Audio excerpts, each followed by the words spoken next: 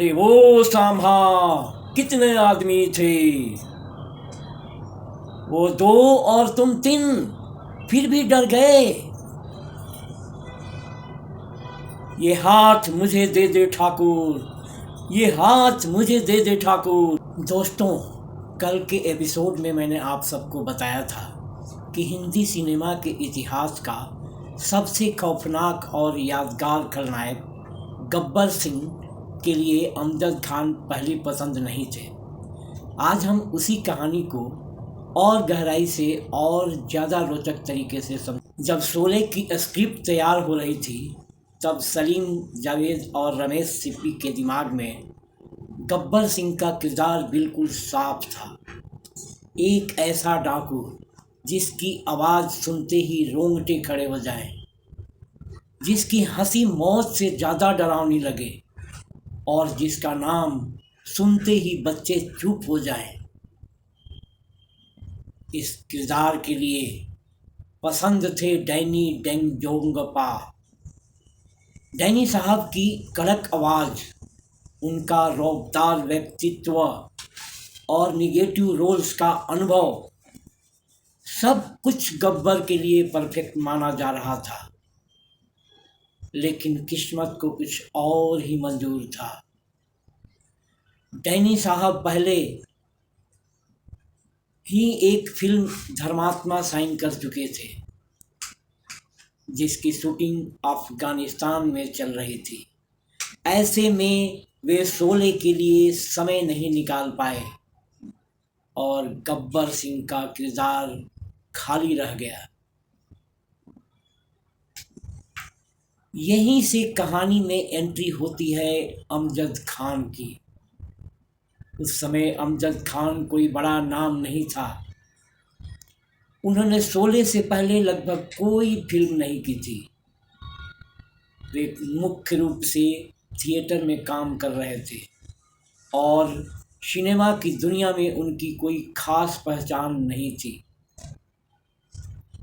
जब उनका नाम गब्बर सिंह के लिए सामने आया तो यूनिट में कई लोग हैरान थे।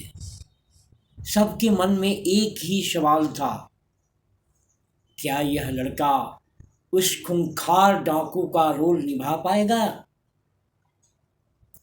शुरुआती दिनों में मुश्किलें सचमुच बहुत थी। सबसे बड़ी समस्या थी आवाज़ की। गब्बर के लिए जो आवाज़ चाहिए थी, वह अमजद खान की नेचुरल आवाज़ नहीं थी।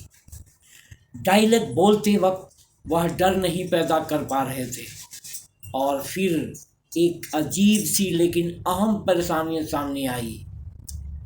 गब्बर सिंह के कई सीनों में उसे खैनी बनाते और खाते हुए दिखाया गया है, लेकिन अमजद खान न तो खैनी बनाना जानते थे, न ही उन्होंने कभी खैनी खाई थी। कैमरे के सामने डायलॉग बोलते हुए खैनी बनाना, थूकना, आंखों की हरकत, सब कुछ उनके लिए नया था। रीटेक पर रीटेक होते जा रहे थे। इतना ही नहीं, कहा जाता है कि इस दौरान सलीम जावेद किसी दूसरे कलाकार को लेने का सुझाव भी दे चुके थे, लेकिन रमेश सिप्पी अपने फैसले पर अड़ गए। उन्होंने साफ कहा, यह रोल अब यही लड़का करेगा, चाहे 100 रीटेक लेने पड़े, लेकिन गब्बर सिंह यही बनेगा। यहीं से अमजद खान की असली परीक्षा शुरू होती है। उन्होंने इस किरदार को हल्के में नहीं लिया। उन्होंने गब्बर को सिर्फ एक्ट नहीं किया, उन्होंने गब्बर को जिया। अमजद खान ने जया भादुड़ी के पिता द्वारा लिखी गई अभिशप्त चंबल पढ़ी। उन्होंने चंबल के असली डाकुओं की बोलचाल, चाल ढाल, आँखों की भाषा और हंसी का गहराई से अध्ययन किया। वे समझना चाहते थे कि डर कैसे पैदा होता है, सिर्फ हथियार से नहीं बल्कि व्यवहार से। और नतीजा आप जानते हैं। पर्दे पर जो अमजद खान दिखाई दिए वह सिर्फ एक विलेन नहीं था, वह डर का दूसरा नाम बन गया। हकीकत में अमजद खान बिल्कुल इसके उलट थे। बेहद विनम्र, व्यवहार कुशल और शांत स्वभाव के इंसान। जो आदमी पर्दे पर इंसानियत को कुचलता दिखा, असल जिंदगी में वही आदमी सबसे ज्यादा सलीकेदार था। अब बात करते हैं गब्बर के लुक की। उस दौर में फिल्मों और असल जिंदगी में डाकुओं को आमतौर पर धोती कुर्ता में दिखाया जाता था, लेकिन रमेश सिप्पी चाहते थे कि गब्बर कुछ अलग दिखे, ऐसा डाकू जो परंपरा को तोड़े। इसी सोच से गब्बर को फौजी ड्रेस पहनाई गई और यही फैसला गब्बर को आइकॉनिक बना गया। वह लुक आज भी सिनेमा के इतिहास में अमर है। गब्बर सिंह का किरदार लोगों के दिल दिमाग पर इस कदर हावी हो गया कि लोग अमजद खान को भूलते जा रहे थे। एक मशहूर किस्सा है। एक बार अमजद खान अमिताभ बच्चन से मिलने उनके घर गए।